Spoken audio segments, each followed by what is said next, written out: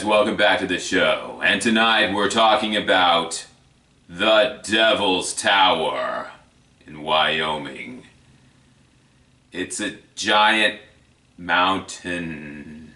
No, it's not really a mountain. It's a huge rock. No, it's not really a rock. It's a... let's call it a landing pad for UFOs. No, I'm just kidding about that. But here's what I'm not kidding about. Beneath this elevated earthen anomaly, there is a long, winding tunnel which leads to fabulous treasure. Could I interest you in that? Oh, I forgot to mention one thing though. This tunnel system is the realm of the dead. Tonight's case file takes us to the far northeastern corner of Wyoming, a place called Devil's Tower.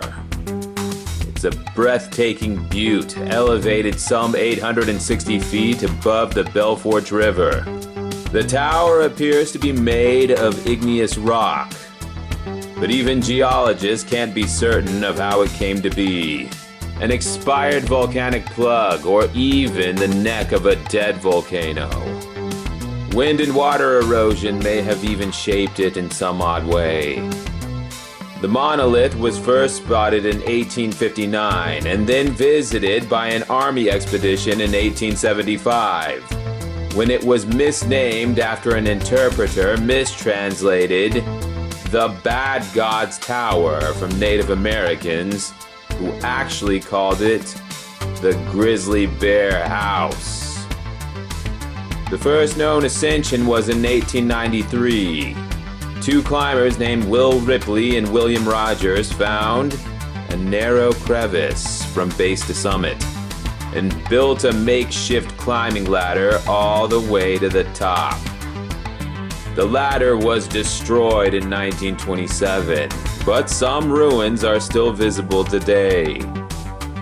In more modern times, Devil's Tower was featured in the 1977 blockbuster space movie, Close Encounters of the Third Kind. Strangely enough, around this same time period, many people had seen strange lights in the area. Even flying saucers. The greatest mystery of Devil's Tower was first reported in the Sundance Gazette of March 23, 1894. The story of a photographer from Yankton, South Dakota, who went to visit the Native Americans. He showed them a picture of the tower because he thought they might like it. And they asked if anyone had found the secret passageway yet. What passageway? He asked. And they told him the story from generations earlier of three Sioux Indians who went to explore the tower and found an entrance leading to a tunnel. A dark tunnel. The braves lit torches and went in to explore the corridor, where they found human bones along the way. They continued traveling 700 or 800 yards until they reached a large room with a clear pool of water 50 feet wide and 100 feet long. In the crystal clear water, they saw pieces of gold lying at the bottom. They also saw skeletons lining the walls. Because the treasure did not belong to them, the braves left it be. And to entomb the dead, they pushed rock and dirt over the entrance as they left. Many visitors continue searching for the lost passageway, but as of now, it remains undiscovered. There are other legends of lost treasure nearby, including at the Battle of Little Bighorn. The conflict began when General George Custer discovered gold in the Black Hills during a scouting mission.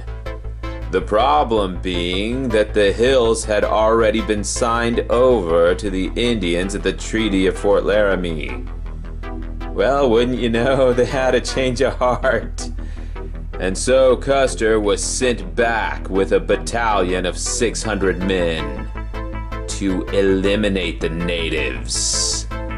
But the Lakota, Sioux, and Cheyennes teamed up and massacred the soldiers. Among the spoils stripped from the dead was a saddlebag with 25,000 in gold coins used as army payroll. Years later, a French trader named Montcurie became friends with a Cheyenne chieftain named Two Moons, who was at the Battle of Little Bighorn and remembered the bag of gold coins. He said because they had no use for it, they hid it and left. In 1936, Montcurie reburied his friend Two Moons in a special mausoleum. It was 20 years later, a journalist named Catherine Wright discovered a secret vault underneath a bronze plaque at the mausoleum, and the Cheyennes agreed to open it for her, where she found a sealed envelope with a note next to it. It said, "Hiding place and location of money and trinkets taken from the dead at Custer's battlefield. To be opened June 25th, 1986. 110 years after Little Bighorn, and 50 years after Two Moons' reburial." After Catherine Wright published her story, the Cheyennes decided to let her open the envelope now and not wait 30 more years. But when they returned to the mausoleum, it had been robbed and ransacked, and the envelope was gone. The treasure of Little Bighorn has never been reported as found. Perhaps the villains made off with it. Or maybe it's still out there somewhere. There is more missing gold associated with Little Bighorn. $375,000 worth of gold. It was being transported on a military supply boat called the Far West, navigated by Captain Grant Marsh, when one day he came across 50 badly injured soldiers stranded on the banks of the Bighorn River. The small boat had no choice but to bury its cargo in the sand to make room for the men and quickly escape the natives. 2 months later, the ship returned to the shore of the river and found there was no shore any longer.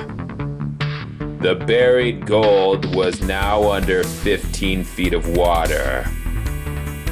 Later, when the miners caught up with Marsh, he was old and sick.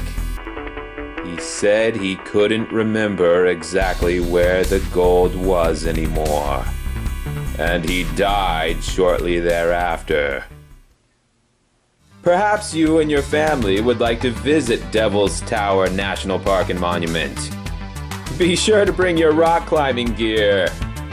And be sure to visit the entrance station and information center, where you can learn about legends of the Great Tower including one shared by Kiowas, Lakota, and Sioux Indians. It's the story of a family being chased by a giant bear, hundreds of feet tall. The biggest bear in the world. They couldn't outrun this creature, and so they stopped and prayed to the Great Spirit. And suddenly, the ground rose up from them, went up towards the sky in the clouds, and became Devil's Tower. But the bear didn't give up. He kept circling them and swiping, leaving huge claw marks on the side of the tower. The family prayed to the Great Maker again, and their faith was so strong that they went all the way up into the sky and became stars. And you can still see them in the night sky in the Pleiades constellation. Well, guys, there's some people who theorize that Devil's Tower is actually a giant tree stump, which has been petrified over millions of years. Which begs the question, who could have chopped down a tree that size? Where did the tree go? Type your comments below if you have any, or if you have any secret knowledge you want to share with the group. I look forward to reading all of your salacious answers. And thank you for being here this evening. We will see you on another episode.